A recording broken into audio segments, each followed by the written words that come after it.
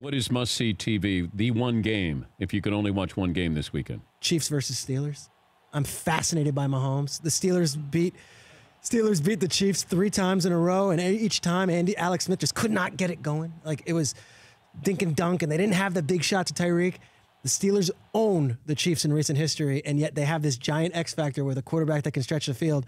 And if the Steelers go 0-1-1, the Le'Veon question starts sprouting up again. The Bengals are now undefeated, and who knows what we're going to get moving forward from the Browns. Like, that game is fascinating because the Chiefs put a whooping on the Chargers in their building, and now they're going to go into another AFC Powers building, and I think they might do the same. Can the Steelers get to the Super Bowl without Le'Veon Bell? Yes. Yes, they can, but it's going to take a lot more than if they didn't have him on. I mean, he is that good. I think he's fat, and James Conner played great last week. But that was a Steelers team who was up 14 points in the fourth quarter against the Browns. Everyone's patting the Browns on the back and saying, great job. The Steelers were up 14 on the Browns and couldn't close the door. That worries me a little bit. Well, also, Ben, I just don't know if there's another quarterback who you can say he can throw 4 touchdowns or throw 4 interceptions. Like, what other quarterback comes to mind? Elite quarterback. I was going to say, there's one. Yeah. Ryan Fitzpatrick. That's the only one I got. But here's a Hall of Fame quarterback. Yeah. I guess you could say Eli. Favre and Eli, right? Like, Favre used to throw a lot of picks. But yeah. Ben, it's, quarter to quarter with him. He can have 3 amazing plays, and then it's 3 boneheaded plays. You're like, what's going on? Steelers are pretty thin, man. I mean, it's like James Conner played great last week.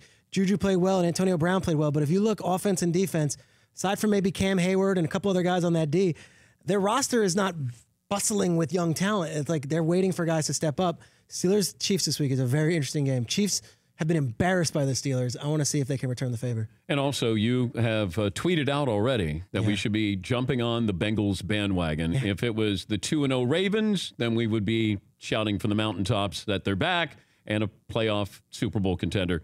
Why are we not acknowledging the Bengals? Because of just our own ingrained history with the Bengals. I think if you looked objectively at their first 2 games, they scored 34 points in both games. They were in the lead late in both those games and closed the door. And their quarterback played as well as the other quarterback, it was Andrew Luck and Joe Flacco. I think objectively you would say the Bengals are a team to be reckoned with, but because it's the Bengals, people want to wait until January, which, whether fair or not, it is what it is. They could be 15-1 going into the playoffs, and the majority of the country is going to pick against them in that first game. Well, they haven't earned our trust. That's fair. Objectively, they played amazing football. And if the Ravens had won that game last night, and the Ravens were 2-0 with that defense and all that thing, we'd be doing flips saying, well, the Ravens, I mean, remember, Joe Flacco has got a fire lit under him this year. Objectively, the Bengals put a whooping on the Ravens last night, and no one's talking about them this morning, and no one will until January when they have to actually win the division to get our respect. And then win a playoff game. Yeah, win a playoff game. I know. Peter Schrager, NFL Network Good Morning Football co-host, FoxSports.com senior national writer as well. The importance of the New England-Jacksonville game is what? It's big. It's big because Jaguars won a game in New York that people were like, all right, they were 3-13 last year. The Giants are going to be pretty good this year. That was a big win.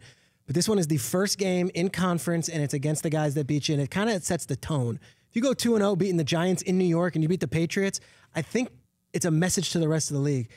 Last year's run was cool. It was great. Everything. You've got to do it again. So to me, if the Jaguars can beat the Patriots and do it the way Jaguars win games, which is low scoring, beat the snot out of the other quarterback and set the tone, I think there's a message. And for those young Jaguars defenders, we're talking the Telvin Smiths and the Jalen Rams, all that, to get one of these teams and win. And, the Steelers is one thing, but to beat the Patriots after all this week of buildup says a lot. For more Dan Patrick Show, tune to Audience Channel 239 on DirecTV or download the Dan Patrick Show app.